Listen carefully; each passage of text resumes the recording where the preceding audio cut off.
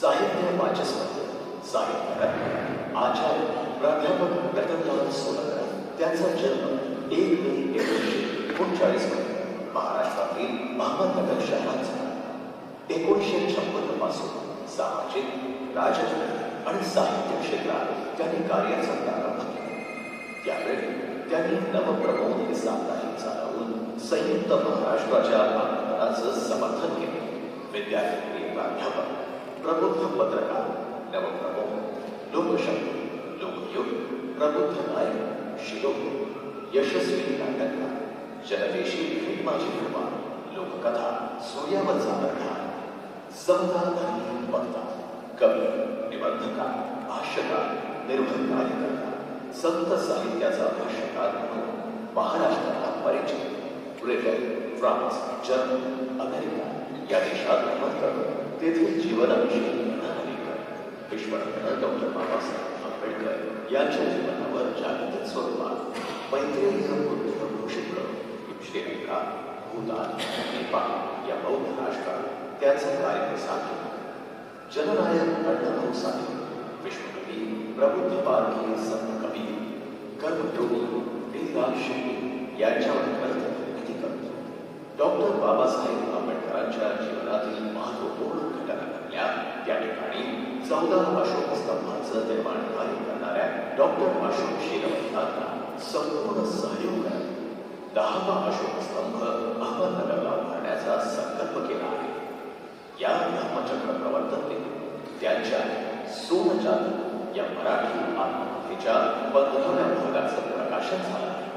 विश्वकवी प्राध्यापक डॉक्टर विश्वनाथ कराड यांच्याशी एमआरटी संस्था स्थापनेपासून विशेष स्नेहसंबंध आहे. त्यांनी गरुड झेल या ग्रंथात पुण्याशी प्रताप उभा करा हल्ले केले.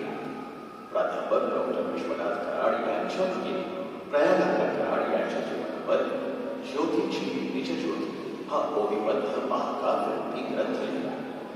इथले साकारले मसालेला हा महाग्रंथ संपादित केले. प्राध्यापक डॉक्टर विश्वनाथ कराड यांचं जीवन दर्शन आणि चरित्र लिहिलं. ज्ञानदेवांचं मसायला लिहून एक आगळं वेगळं दर्शन दिलं. प्राध्यापक सोलंकर यांनी भगवान गौतम बुद्धांचे पंचशील ते ज्ञानदेवाचे मसायला लिहिले आहे.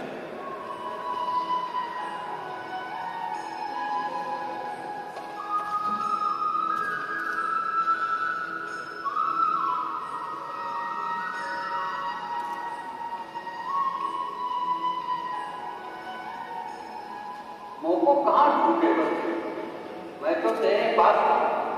ना मैं मंदिर, ना मैं मंदिर, ना बाबा कैलाश, ना ही तुम प्रिया करूँ, नहीं जोग बैराग.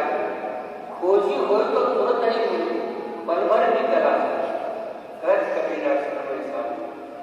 सबकी सांसों सांस कबीरा समझना चाहिए की जो काही परमेश्वर आहे तो माणसामध्ये आहे आणि तिथे माणसामध्ये परमेश्वर बाहेर आहे. एक वारकरी दुसऱ्या वारकऱ्याला जर दर्पणात पाहतो आणि त्याला परमेश्वर समजतो, त्याच्यात विलीन होतो आणि त्याला माऊली होतो, त्याला काका नमस्कार करतो. तर हे जे माणसाचं माणूसपणा आणि हे परमेश्वर माणसामध्ये पाहण्यासाठी आहे, हे आपल्या महाराष्ट्रामध्ये संतांनी खूप चांगल्या पद्धतीने दाखवले.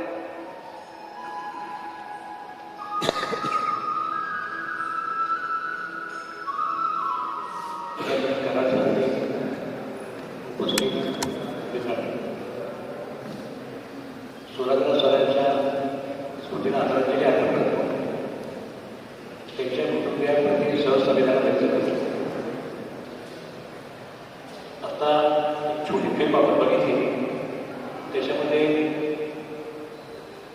सुरंग सरांनी लिहिलेली पुस्तकं आणि त्यांची खूप सामाजिक व्यापक वैचारिक राजकीय भूमिकाही लक्षात येते. हे सगळं बघत असताना मला त्यांच्याबरोबर सहवास आठवतो. आणि मुख्यतः आम्ही MIT मध्येच भेटायचो बरेच. MIT कराड समितीचा कार्यक्रम ठरवलेला असायचा. त्या कार्यक्रमाला सरांचा रेवण बसायचा, सुरंग सरांचा रेवण बसायचा. म्हणजे आम्ही हिंदी घ्यायचो आणि मग हिंदीमध्ये आम्ही गोष्ट आपण काय करतो आहोत, मराठीमध्ये आपण काय नवीन घेतो, ते अगदी त्या तरुणाच्या उत्साहाने सापेक्ष वयाच्या 80व्या वर्षी सरांच्या घरी जाण्याचं मला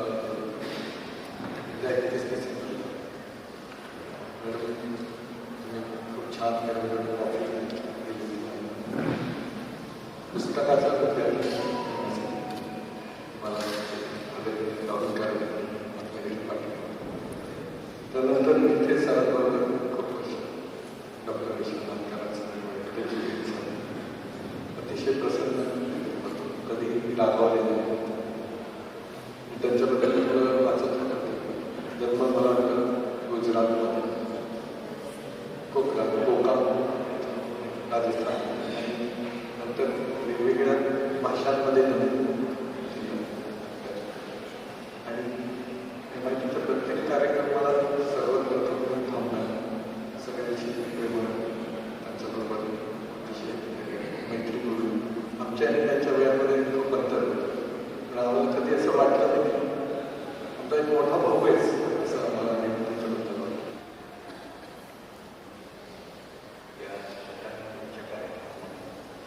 गेली 25 वर्ष सोलापूर म्हणून नागपूर पाहुणा म्हणून जवळच्या कार्यक्रमाचा म्हणून केला. डॉक्टर विश्वनाथ कराडांच्या परिसरामध्ये 2013 मध्ये तिथं आल्यानंतर त्या सगळ्या गोष्टी वाढल्या. त्यानंतर तिथं दोघांना परिवार वाढला. सगळ्या भगिनी माझ्या भाषा आहेत, सगळ्या भगिनी आहेत आणि त्यातलं पहिले डेप्युटी कलेक्टर पवार साहेब होते, त्यांच्या भगिनी माझी शिकल्या, त्या त्यांच्या पहिल्या भगिनी होत्या. अशा डोळ्यात पाणी निघत नव्हतं. सांगतं हे ते 3 गोष्टी मी त्यांना सांगतो. ते नगरच्या कॉलेजमध्ये अत्र्यांचे महाराज होतो. अत्र्यांच्या त्या कार्यक्रमाला येऊन शिकला. त्या 12 फार मोठं कॉलेज होते शिकायला.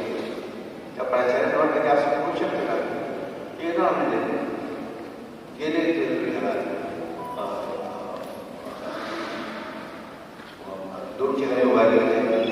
अत्र्यांच्या एका ठिकाणी पडले ते झालं आले कार्यक्रम करा म्हणजे मला लंडनच जायचं. 6,000 रुपये लागले. मराठा आम्ही चालू होते. 2 लेख मी त्यांचं लहानपणापासून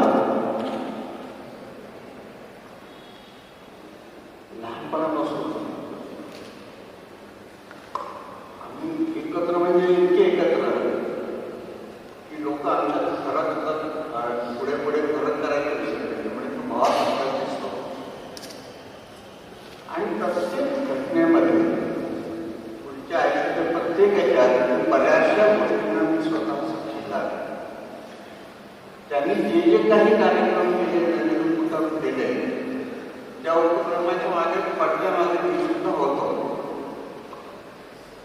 त्यामुळे मला इतक्या जवळून इतकी वर्ष आणि प्रत्येक कार्यक्रमाला ते मला बोलवायचं. मला जमलं तर जायचं, नाही जमलं जाणतात. परंतु प्रत्येक गोष्टीत माझी आठवण काढल्याशिवाय तो कुठला कार्यक्रम नाही. पण आता मी सुद्धा माझ्या कार्यक्रमात असायचो. महामानवांना गुरु एक गाड्याच्या कार्यक्रमाला आपण सगळे उपस्थित आहोत. आम्ही चळवळीची कार्य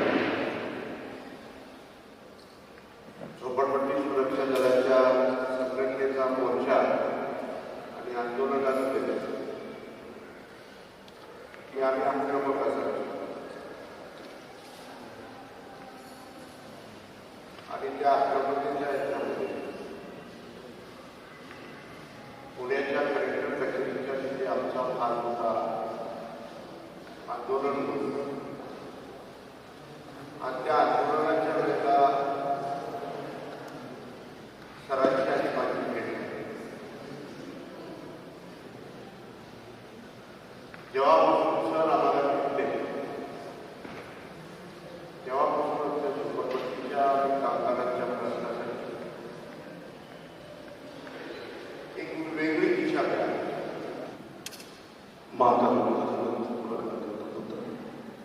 भारतीय राज्यघटनेचे शिल्पकार डॉक्टर बाबासाहेब आंबेडकर ज्या महामानवांनी महामातांनी आम्हाला सामाजिक न्यायाच्या मुख्य प्रवाहामध्ये आणलं आणि माणूस म्हणून जगामध्ये आमची ओळख निर्माण करून दिली, त्या सर्वच थोर राष्ट्रपुरुषांच्या महापुरुषांच्या राष्ट्रसंतांच्या विचारांना अभिवादन करतो. आजच्या या श्रद्धांजली सभेकरता ज्यांनी मुख्य पुढाकार घेतला आणि श्रद्धांजली सभेचं आयोजन केलं ते MITचे कुलपती, संपूर्ण भारताला स्वतःच्या प्रबुद्ध वाणीने परिचित असणारे विश्वनाथ कराड सर, ज्यांना आदरांजली अर्पण करण्याकरता आपण सगळे या ठिकाणी आहोत ते आचार्य रतनलाल सोनग्रा सर गेल्यानंतर काय झालं तर पहिल्यांदा मी वडिलांच्या प्रेमाला बोलता झालो अशा भावना माझ्या मनामध्ये त्या क्षणी आल्या. कारण सामाजिक चळवळीमध्ये कला क्रीडा साहित्य सांस्कृतिक चळवळीमध्ये सगळ्यांचा असणारा वावर आणि त्या सामान्य कलाकारांना मोठं करण्याकरता त्यांच्या सातत्यानं असणारे धडपड त्या सगळ्या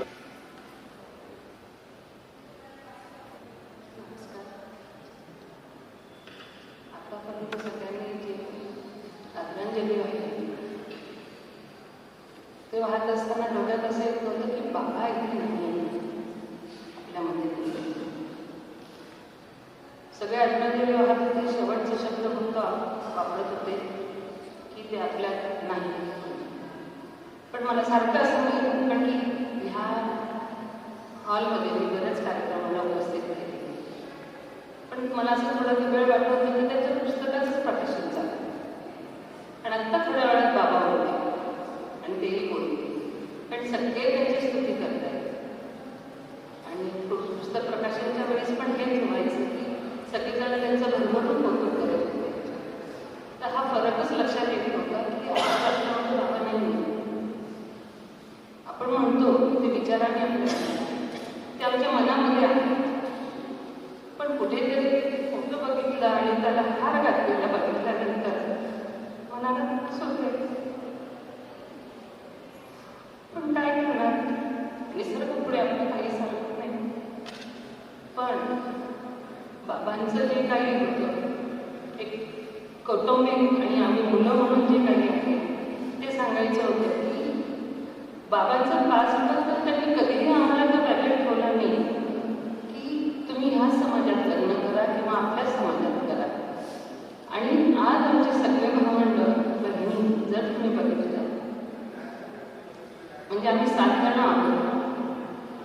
म्हणजे 7च जण त्यांची मुलं आहेत पण सगळ्या वेगवेगळ्या प्रांतातून जावई वेगळ्या प्रांतातल्या आहेत आणि सुना वेगळ्या प्रांतातल्या.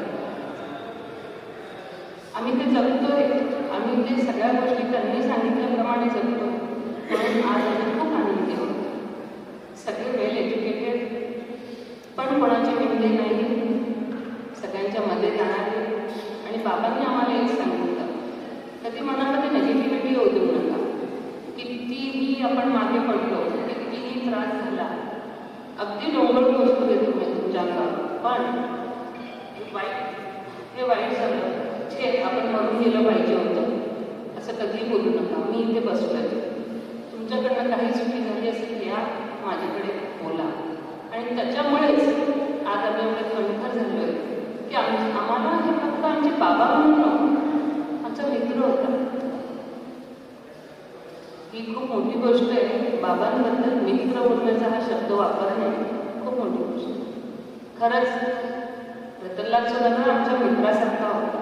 आम्हाला कुठलीही काळजी असेल, आम्हाला कुठलाही त्रास असेल, आम्ही त्यांच्याकडनं मागणी कधी नाही की आम्हाला हे फक्त आम्ही आमचा विचार जाऊन मांडला त्यांच्याकडे की असं असं काय प्रॉब्लेम आहे. ते नेहमी बोलायचे शांत राहा, वेळ चांगली शांत राहा. आणि खरंच प्रत्येक वेळेस आम्ही मग डोक्यामध्ये यायचं की होईल, पण खरंच चांगलं झालं, खूप चांगलं होतं. आज बाबा गेले हे मनाला दुःख आहे, पण आज तुमच्यासारखे एवढे त्यांचे मित्र, एवढे त्यांना मानणारे लोक आहेत. तुमच्या सर्वांचा आशीर्वाद आमच्यासोबत आहे आणि तेच मन घेऊन आम्ही सगळे भावंड, आम्ही बहिणी तुम्हाला धन्यवाद. शेवटची नवबंधन बुद्ध शिवबाबूने आंबेडकर शाहू आणि लोकशाहीला भाऊ यांच्या प्रबोधनाच्या संधी स्वागत झालं. आज आपण आपल्या लाडक्या व्यक्तित्वाला मार्गदर्शनाला अभिवादन करायला जमलेलो आहोत. प्रथम मी एमआयटीचे संस्थापक कुलपती डॉक्टर विश्वनाथ कनावशी हे आमच्या भावाला मी अभिवादन करतो. कारण की मैत्रीला जपून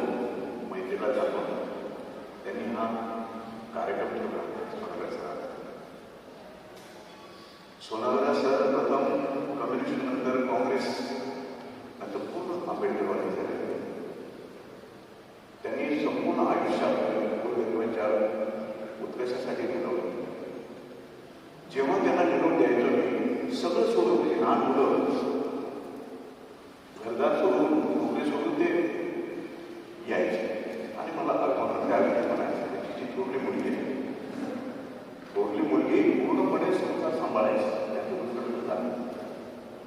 सोनोग्राफ म्हणायचे की या मुलांची सुद्धा आई आहे आणि माझी सुद्धा आई आहे, असं काम. आणि आता आरोग्याचं खास कौतुक करावं लागतं, कारण की आपल्या वडिलांना जे काही मिळालं ते दिलं ते गेलं पाहिजे. त्यांना जे जे हवं ते मिळालं पाहिजे, त्यांचं साहित्य प्रकाशित झालं पाहिजे. यासाठी त्यांनी जे काही केलं ना, खरोबर सुद्धा या प्रसंगी कौतुक करावंसं वाटतं.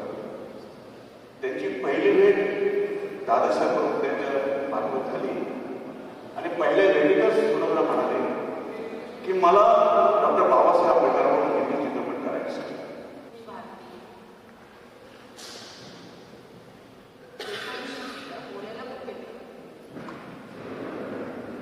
कोणत्याही विषयावर तू बोलू शकते, पण आज पप्पांबद्दल बोलायचं आहे का? शब्द नाही. कोणीतरी काल म्हणाला की प्राध्यापक सोनोग्राफ आपल्यामध्ये देहाने जरी नसते तर ते विचाराने आपल्यासोबत आहे. नाही, प्राध्यापक सोनोग्राफ देहाने पण आपल्यासोबत आहे. त्यांनी जाताना आपले मित्रदान केलेलं आहे आणि कोणाच्या तरी मार्फत ते डोळे आपल्याला बघणार आहे. म्हणून मला त्याचंही दुःख नाही. त्यांनी मित्रदान केलेलं आहे. खरं तर देहदानाचंच होतं, पण काही कारणामुळे देहदान पूर्ण नाही होऊ शकलं. नेत्रदान केलेलं आहे. एक कविता माझ्या मित्राने पोस्ट केली 1975 सालाची. खूप काही बोलायला 2 मिनिटात सांगते. 1975 सालची कविता आज माझ्या अंगावर काटा करून गेली. नव्हती वाटली की मस्जिदीमध्ये मासाचा तुकडा आढळला. सगळे ओरडले, सुवर का गोष्टे तलवारी घेऊन निघाले. मंदिरामध्ये मासाचा तुकडा आढळला. गाईचा मांस घेऊन हिंदू निघाले तलवार घेऊन. दोघं एकत्र आले. कोणीतरी समजवलं, अरे बाबा गप्प बसा, हे गाईचा मांस नाही आहे, हे सुवर का गोष्ट नाही आहे, हे इंसान आहे. तेव्हा दोघं धर्माचे अगवान म्हटले, अच्छा तो फिर ठीक है, सुवर का नहीं है, इंसान नहीं है ना, ठीक है. हिंदू म्हणाले ठीक आहे, गाईचं नाही आहे ना, माणसाची किंमत नाही. त्यावेळेस 1975 सालची छोटीशी कविता नाही बोलता, पण तिचा अर्थ मी सांगितला. बाबांनी सांगितलेलं आहे की 7 भावंडांमध्ये फरक केला नाही. मिलिंद, अरुणा, भारती, आरती, ललित, विदुला, विस्मिता. काटकसर झाली, पैशांची चणचण आयुष्यभर होती. आरतीने अतिशय मदत केलेली आहे. जेव्हा विस्मिता गेली त्यावेळेस मला एक कार मिळाली आणि ती प्रत्येक वेळेस बोलायची की आता मी सुखाने प्रवास करतोय. बसनी करत होते शेवटपर्यंत, पण त्यानंतर सुखाने प्रवास केला. आणि त्यानंतर आरतीची जितकी काही करू शकत होते आरतीने केले, आपण सगळ्यांनी. तसं त्या टेक्सास सर म्हणाले की अरुणाताई त्यांची पण आई होती, आमची तर होती, तिने पूर्ण आम्हाला सांभाळलं 5 भावांना. आरतीला उजळपालेत घातलं, ललितला इंजिनियर बनवलं, मला शिक्षिका बनवलं. आम्ही आज जे काही आहोत, आम्ही जे काही आहोत आमच्या बाबांमुळे प्रखर आहोत. जात धर्म आमच्यामध्ये नाही. पारसी आहे आमच्याकडे पंजाबी आहे, आमच्याकडे ब्राह्मणच आहे. प्रत्येक प्रांताचे धर्माचे सोना आहे. ते सर्व धर्म समभाव फक्त बोलण्यापुरतं नाही,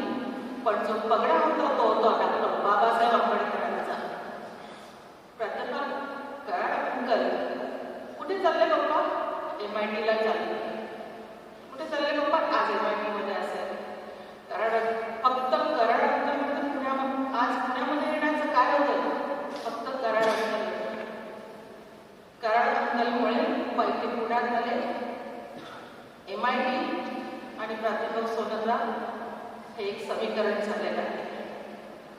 मला वाटतं, मला माहिती आहे कराड कल्लारा, पण निजी ज्योतीची पूर्ण हक्कांबद्दल जे लिहिलं गेलं आहे ना, ते माझ्या घरामध्ये मी आणि बाबांनी बसून लिहिलेलं आहे. दोघांनी एकत्र लिहिलेलं आहे ते ज्योतिषी निजी हक्कांबद्दल. ते माझ्याकडे व्हिडिओ पण आहे पूर्ण. जेव्हा जेव्हा पप्पा बोलायचे ते पूर्णपणे संघटित करून माझ्या घरी 4 मजले चढून दररोज यायचे आणि दोघं जण बसायचे आणि हक्कांबद्दल लिहिलेलं आहे. ते मी देईल कर्नाटकला पूर्ण व्हिडिओ. जास्त नाही बोलता येते, बाबाच आहे, सगळे बोललेले आहेत, त्याच्यानं माहिती आहे. शेवटचं एकच बोलते, माझ्याबरोबर बोला, जय भीम. एक अध्यात्म असतं आणि म्हणून बुद्ध महावीर या अवैदिक परंपरेचे एक अध्यात्म आचार्य सोनारांनी बसवलेलं मला दिसतं. ज्ञानेश्वरापासून ते बुद्धापर्यंतचा आस्तिक आणि नास्तिक अशा प्रकारची जाणीव आणि अभ्यास ज्या माणसाला आयुष्यभर वेगला पचवला आणि प्रबोधनाच्या क्षेत्रामध्ये सर्व महाराष्ट्राच्या कानाकोपऱ्यामध्ये आणि महाराष्ट्राच्या बाहेर त्यांनी पेरला, ते आचार्य सोनार. विद्वान हे कुटुंबाला वाऱ्यावर सोडून समाजाचं बदल करण्याचा प्रयत्न करत असतात. पण ही कुटुंबाची सर्वसमावेशकता, कुटुंबाची सुरक्षितता, विकास यासह समाजाची परिपक्वता आणि समाजाचं शुद्धीकरण, राजकारणाचं, विचाराचं शुद्धीकरण आचार्य रतनलाल सोनावणे यांनी आपल्या आयुष्याचं ध्येय मानलं. आणि म्हणूनच आपल्या मुलामुलीला विवाहाचं पूर्ण स्वातंत्र्य, जाती धर्माच्या बंधनामधल्या व्यवस्थेमध्ये आंतरजाती विवाह करण्याचं पूर्ण स्वातंत्र्य रतनलाल सोनावणे दिल्यामुळे हे कुटुंब सर्वात भारत आंतर भारतीयला सुसंगत आणि भारतीय संविधानाला सुसंगत अशा प्रकारचं राहिलेलं आहे. कौटुंबिक सुबत्ता झाल्यानंतर समाजाची सुबत्ता आणि समाजाचा आदर दूर करावं यासाठी महर्षी विठ्ठलराव शिंदे, महात्मा फुले, बुद्ध आणि महावीराच्या अशा सर्व धर्माच्या मानदंडाला एकत्रित करून एका धाग्यामध्ये गुंफणारं त्यांचं मानवतावादी स्वरूप मला वंदनीय आहे. एक महापुरुष, एक चळवळ, एक संत, एक सांस्कृतिक प्रवाह अशामध्ये भारतीय मानसिकता आणि जगाची मानसिकता गुंतलेली असताना, गुंतलेली असताना या सर्वांच्या पलीकडे जाऊन सर्व महापुरुषांचं सामर्थ्य, सर्व संतांचं सामर्थ्य एकत्रित करणारा हा प्रगल्भ अशा प्रकारचा बहुआयामी, बहुसंस्कृतिक अशा प्रकारचा विद्वान होता. आणि विद्वानांची तीच खरी कसोटी आहे. एका चळवळीला आत्मसात करणारा, एका चळवळीचं भाष्य करणारा असा विद्वान मला अपूर्ण वाटतो आणि संविधान सुसंगत मला वाटत नाही. रतनलाल सोनावणेंची संबंध जर विद्वत्ता पाहिली तर बाबासाहेब आंबेडकरांपासून, बुद्धापासून, महात्मा फुल्यापर्यंत आणि अण्णाभाऊ साठेपर्यंतची विद्वत्ता जाऊन पोहोचतो. कबीर, संत तुकाराम आणि संत ज्ञानेश्वर सुद्धा अभिजन आणि बहुजन अशा प्रकारचा फरक न करता त्यांनी संबंध संतांचं संतत्व पेरलं, पचवलं. अभिजन महापुरुषाने बहुजन महापुरुषाचा विचार न करता, असा भेद न करता, महापुरुषांना आणि संतांना जात धर्म नसतो, ते देशाचेही नसतात, ते संबंध मानवी विश्वाच्या कल्याणाचे असतात. हा भाव आणि हे संबंध अर्थ लक्षात घेऊन त्यांनी सर्वात प्राचीन महापुरुषांचे आणि संतांचं संतत्व एकत्र करण्याचा प्रयत्न केला. त्यांच्या संबंध भूमिकेतला विश्वनाथ कराडांच्या विश्वशांतीचा आणि विश्वकल्याणाचा विचार हा अत्यंत मला महत्वाचा वाटतो. विश्वशांतीचा परिवार सोनावण्याच्या योगदानाशिवाय अपूर्ण आहे आणि सोनावण्याचं आयुष्य विश्वशांतीच्या संदर्भाशिवाय अपूर्ण आहे. ही सर्वात प्राचीन पूर्णता, संवादी अशा प्रकारचं सामर्थ्य MITच्या विश्वशांतीच्या ध्येयवादामध्ये आहे आणि कराडांच्या आपल्या विश्वनाथ कराडांसह सोनावण्याच्या ध्येयवादी बहुआयामी अशा प्रकारच्या सांस्कृतिक संचितामध्ये आहे. संस्कृत संचित जे संबंध पेरण्याचं सामर्थ्य त्यांच्यामध्ये पुस्तकामध्ये आहे, त्यांच्या संबंध परंपरेमध्ये आहे. बहुसांस्कृतिक एकतेचा विचार करणारा हा माणूस संबंध देशाचा आणि संबंध महाराष्ट्राच्या भूगोलाला एकात्म करतो. त्यांचा श्रीमंत प्रवास सबंध भारतभर झालेला आहे. शरद पवार, प्रतिभाताई पाटील ते विश्वनाथ कराड, विठ्ठल गायकवाड आणि आमचे बळवंतराव वायकर. झोपडपट्टीत जेवढा हा माणूस रमतो तेवढाच हरिणीमध्ये आणि त्यांच्या श्रीमंत लोकांच्या सर्वांच्या सहवासात सुद्धा तो रमतो, बुद्धिवादामध्ये रमतो. सामान्य कार्यकर्ता ते असामान्य नेतृत्व असतं, सामान्य बुद्धिवादी अशा प्रकारच्या सर्व धर्मी मानदंडाला पचवण्याची क्षमता आपल्या सोनाग्रामध्ये त्याच्या विद्वत्तेमध्ये आहे. आणि हीच विद्वत्ता खऱ्या अर्थानं जगाला एकात्म करणारी, जगाला दुःखमुक्त करणारी. माणूस हा अपूर्ण आहे, त्या अर्थानं प्रत्येक जण अपूर्ण आहे. माणूस हा वळके आहे आणि म्हणून रतनलाल सोनाला त्यांना मृत्यू हा नैसर्गिक आहे, तो स्वाभाविक आहे. पण त्यांच्या विचाराची झेप, त्यांच्या विचाराची मागणी आणि त्यांची एकूण विश्वात्मक जाणीव ही मला अधिक महत्वाची वाटते. जगात युनोचा नागरिक म्हणून जगताना, भारताचा नागरिक म्हणून आता सर्वच जगत आहे, पण युनोचा नागरिक म्हणून जगताना मला वाटतं रतनलाल सोनाग्राची बौद्धिक संपदा ही अत्यंत मार्गदर्शक आणि प्रेरक आणि उपयुक्त ठरणारी आहे. आणि या संबंध त्यांच्या विचाराला मर्यादा नाही, देशाच्या नाही, धर्माच्या नाही आणि त्याचबरोबर जातीच्या तर मुळीच नाही. या जातीच्या धर्माच्या पलीकडे मानवतावादी भूमिका ही सोनाग्राच्या विचारांच्या भूमिकेचं वैशिष्ट्य आहे. आणि म्हणून सर्व द्वंद्वाला पेरणारी, सर्व द्वंद्वापलीकडे जाऊन माणूस पण पाहणारी त्यांची विद्वत्ता मला सर्वार्थाने वंदनीय वाटते.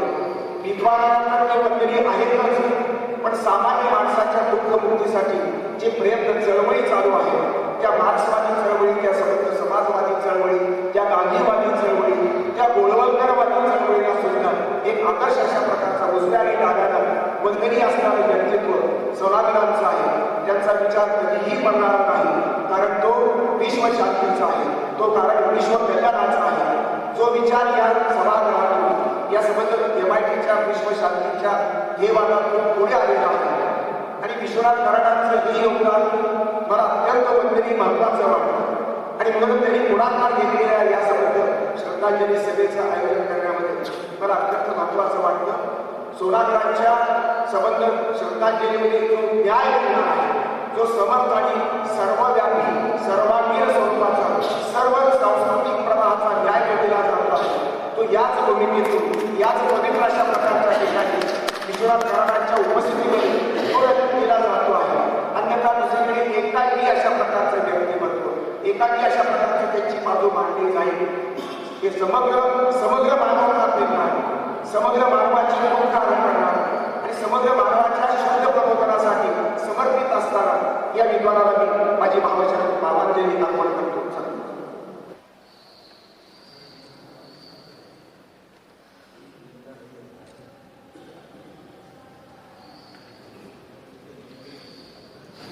मित्र, आपल्या सर्व भावनांनी अतिशय मनापासून ऐकण्याचा प्रयत्न करत होतो. काही माणसांची जीवनाची नाती ही अडल असतात असं म्हणतात. म्हणजे MIT आणि सोनाग्रा किंवा आमच्या इतर अनेक सहकारी यांच्याशी चर्चा करताना चर्चा व्हायची नेहमी की तुमचं पूर्वजन्माचं नातं काय.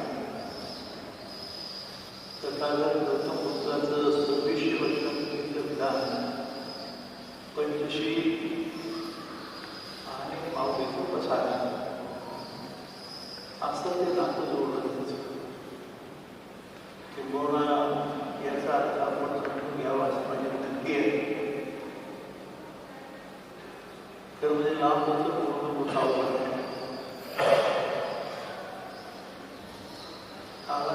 ज्ञानेश्वरांचं नाव आणि रतनचं नाव बोलताना अनेक भावना मनामध्ये लागल्या. जेव्हा मी असं म्हणालो की पंचशील आणि प्रसादा जोडणंही फार अवघड आहे,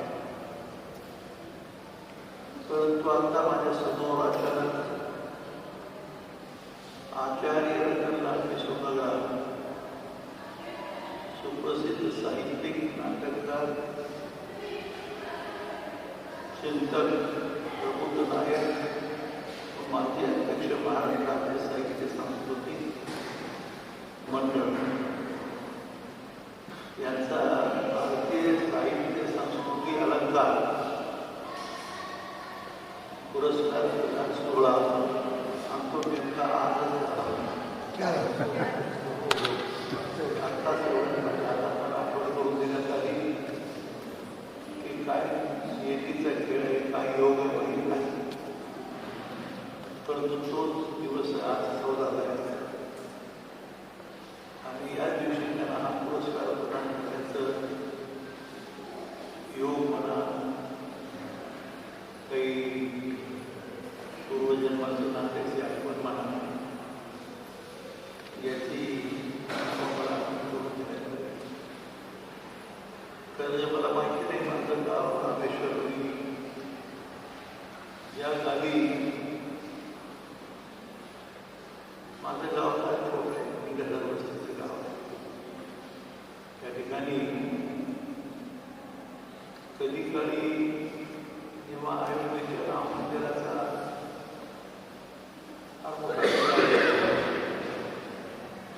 त्याच ठिकाणी माझ्या अक्कांचं प्रयागराजाचं मंदिर आहे.